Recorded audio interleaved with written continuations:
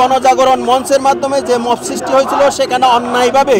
অনেক ব্যক্তি এবং অনেক আলেম ওলামাকে এখানে কিন্তু অন্যায়ভাবে ফাঁসি দেওয়া হয়েছে এবং সেটার আমরা এখন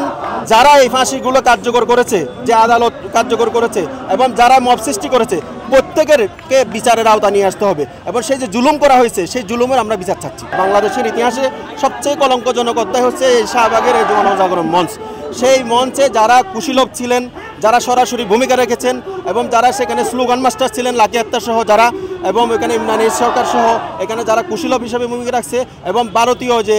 এখানে রয়্যাল এজেন্ট যারা যারা ছিলেন এবং ভারতের সরকার যে এখানে ইনভলভ ছিল, এই সবগুলো বিষয়ের কিন্তু আমরা বিচারের আওতা নিয়ে আসার জন্য আমরা বলতে চাচ্ছি। এক্ষেত্রে যদি ভারতের ইনভলভমেন্ট থাকে সেক্ষেত্রে আন্তর্জাতিক আদালতের মাধ্যমে তাদেরও বিচারের বিষয়টা এখানে নিয়ে আসা উচিত। জুলাই গণ অভ্যুত্থানে এই যে 2000 শহীদ এবং 50,000-এর অধিক আহত যোদ্ধাদের, মুজাহিদদের রক্তের উপর দাঁড়িয়ে যে সরকার, সেই সরকারকে অনেক বেশি শক্তিবান এবং বলিয়ান হতে হবে এবং সেই অনুযায়ী তাদের যে কার্যক্রম সেটা কিন্তু সেরকম দেখা যাচ্ছে না। কারণ হচ্ছে তারা যারা এখানে ডক্টর ইউনূস সহ কয়েকজন উপদেষ্টা ব্যতীত বাকিদের মধ্যে সেই যে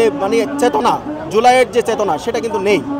এবং এই জন্য আমরা মনে করি ডক্টর মোহাম্মদ ইউনূসকে আরও বেশি উদ্যোগী এবং কার্যকর পদক্ষেপ নিতে হবে এদেরকে দমন করার জন্য, ফেসিবাদকে নির্মূল করার জন্য। ফেসিবাদী যতগুলো সংগঠন এখানে কায়েম আছে, আপনার রাজনৈতিক দল থেকে শুরু করে সাংস্কৃতিক সংগঠন থেকে ধরে অর্থনৈতিক যে কাঠামোগুলো আছে এবং সরকারের ভিতরে এখনো পর্যন্ত প্রশাসন, পুলিশ এবং সেনাবাহিনীতে যারা আছে বিলম্বে গ্রেপ্তার করে তাদের বিচারের আওতা নিয়ে আসতে হবে।